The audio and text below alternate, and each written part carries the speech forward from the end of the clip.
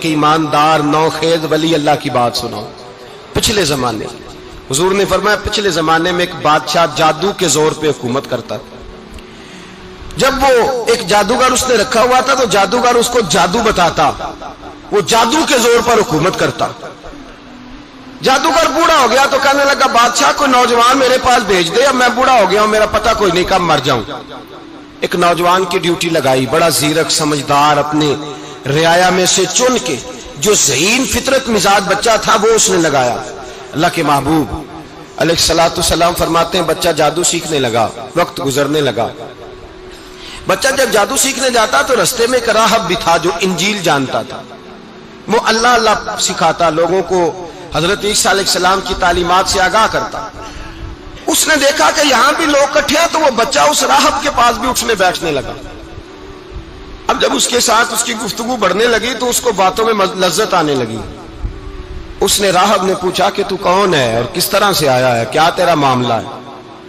اس نے کہا جی میں جادو سیکھنے جاتا ہوں، آپ کی باتیں مجھے بڑی اچھی لگتی ہیں۔ اس نے کہا دین سیکھ، جادو سیکھنے والے کافر ہو جاتے ہیں، قرآن و حدیث سیکھنے والوں کو اللہ کامل ایمان عطا فرماتا ہے۔ فرمایا یہ سیکھ۔ بچہ بیٹھنے لگا، اس کے پاس آنے لگا، باتیں دل میں گھر کرنے لگی۔ ایک وقت آیا کہ مسلمان ہو گیا، اور مسلمان کیسے ہوا؟ بچہ کہتا ہے میں تجربہ کر کے ہوا۔ اب میں تھوڑا سا وقت جادوگر کے پاس بھی جاتا اور باقی سارا وقت وہاں بیٹھتا۔ میں ایک دن جا رہا تھا تو رستے میں اژدہا تھا، بہت بڑا سانپ تھا، رستہ روک کے کھڑا تھا۔ یہ حضور نے بیان کی حدیث، نبی پاک صلی اللہ علیہ وسلم فرماتے ہیں بچہ کہتا ہے کہ رستے کے اندر سانپ ہے، رستے بند ہے، لوگ چھتوں درختوں پہ چڑھے، ہراش ہے۔ کہتے چھوٹا سا روڑا میں نے اٹھایا تو میں نے کہا اللہ اگر جادوگر سچا ہے تو اسے مار دے۔ چھوٹا سا روڑا میں نے پھینکا، اژدہا کوئی نہ مرا۔ پھر چھوٹا روڑا اٹھایا، میں نے کہا اللہ اگر وہ عالم سچا ہے تو اسے مار دے۔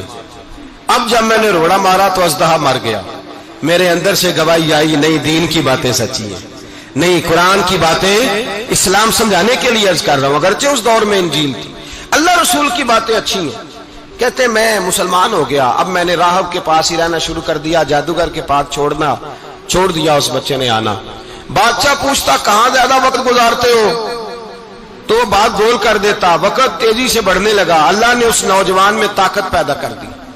اب وہ اس کے اندر نا اللہ نے توانائی روحانیت پیدا کر دی، ابھی جوان ہے، 14-15 سال عمر ہے۔ اللہ نے اب جو بیمار بھی آتا وہ دعا کرتا تو اللہ صحت عطا کر دیتا، جو بھی آتا۔ بادشاہ کا ایک درباری تھا، بادشاہ کو پنکھا جلتا تھا، وہ اندھا ہو گیا، کوئی ایسی تکلیف آئی کہ نابینا ہو گیا، بڑے علاج کرائے شفا نہیں ہوئی۔ کسی نے اس بچے کا پتہ بتایا کانوں میں، اس کے پاس گیا تو بچہ کہنے لگا شفا تو ہو جائے گی پر کلمہ پڑھنا پڑے گا، مسلمان ہونا پڑے گا، جس پیغمبر کا میں غلام ہوں تجھے بھی بننا پڑے گا، دین پہ عمل کرنا پڑے گا، اللہ شفا دیتا ہے۔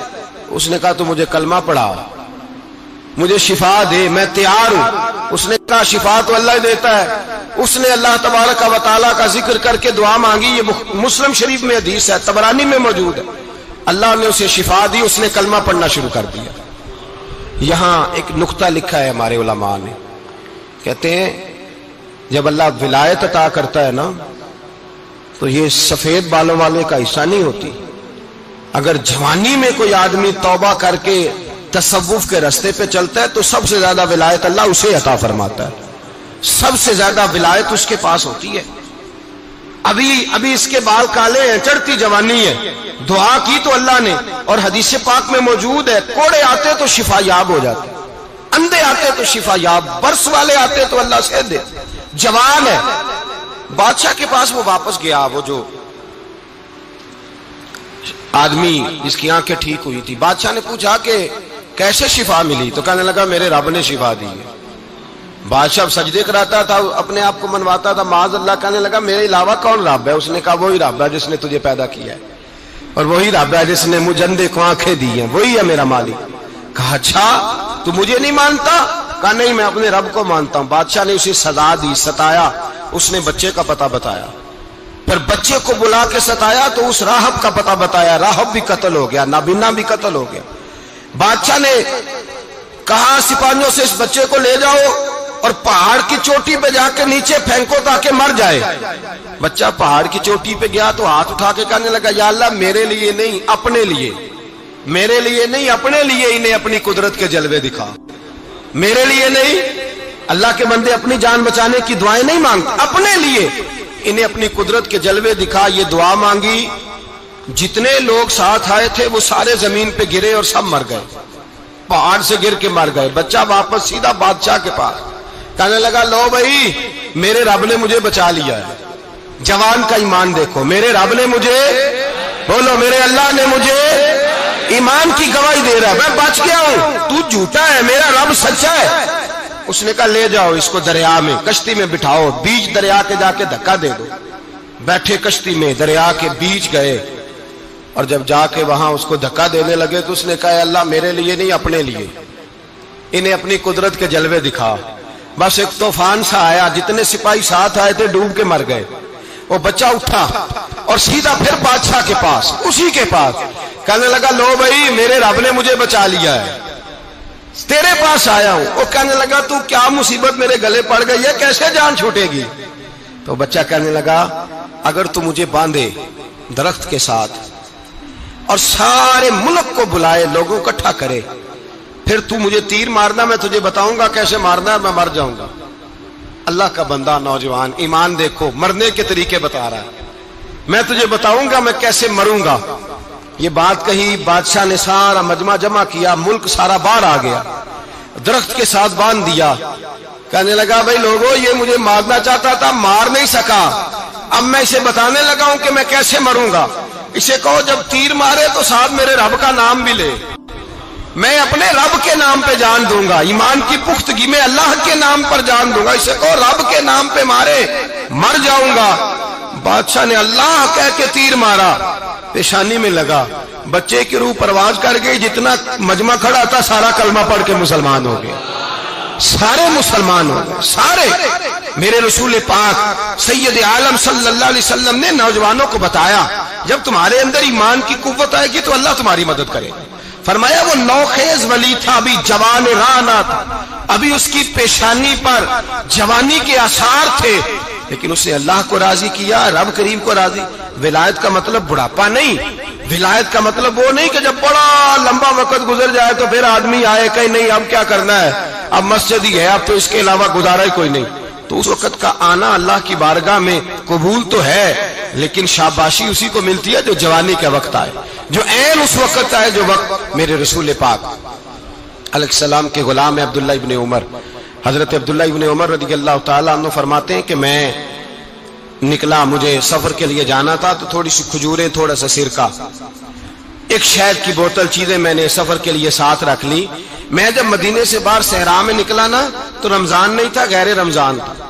میں نے ایک نوجوان کو دیکھا بکریاں چرا رہا ہے, بکریاں چرا رہا ہے. اے جوان, آپ فرماتے ہیں اس کا چہرہ بڑا نورانیت والا, گرد پڑی ہوئی پر بڑا حسین. فرماتے ہیں میں نے اس کو کہا کہ آ جاؤ کھانا کھا لو, روزے بھی نہیں تھے. کہنے لگا نہیں میں نے روزہ رکھا ہوا ہے. فرماتے ہیں میں نے کہا پتہ کروں کہ نیرا نیک ہی ہے کہ پرہیزگار بھی ہے.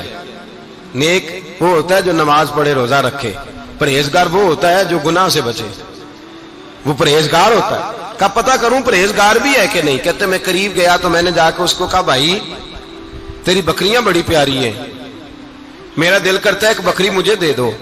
کہتے وہ جوان, غربت بھی, پریشانی بھی, پر دامان توکل کی یہ خوبی ہے کہ اس پر پابند لگے ہوتے ہیں, دھبے نہیں ہوتے. غربت ہے. کہا جناب ایک بکری دے دو. آنے لگا جناب بکریاں میری نہیں, بکریوں کا مالک کوئی اور ہے. کہتے میں نے آزمانے کے لیے کہا کہ بکریوں کے مالک کو کہنا ایک بکری بھیڑیا لے گیا ہے, کہہ دینا بھیڑیا لے گیا ہے. تو کہتے اس نے میری طرف دیکھا, گرد سے اس کے بال لٹے ہوئے, آنکھوں میں روشنی, چہرے پہ اطمینان, لب و لہجے میں ایمان کی طاقت. نوجوان کہنے لگا حضور بکریوں کے مالک کو تو کہہ دوں گا بھیڑیا لے گیا ہے, جب عرش کا مالک پوچھے گا تو کیا جواب دوں گا, اللہ کو کیا جواب دوں گا. کہتے ہیں میں کانپنے لگا اس کی بات سن کے, واپس آیا, جو کام نکلا تھا وہ چھوڑا, واپس لوٹ آیا.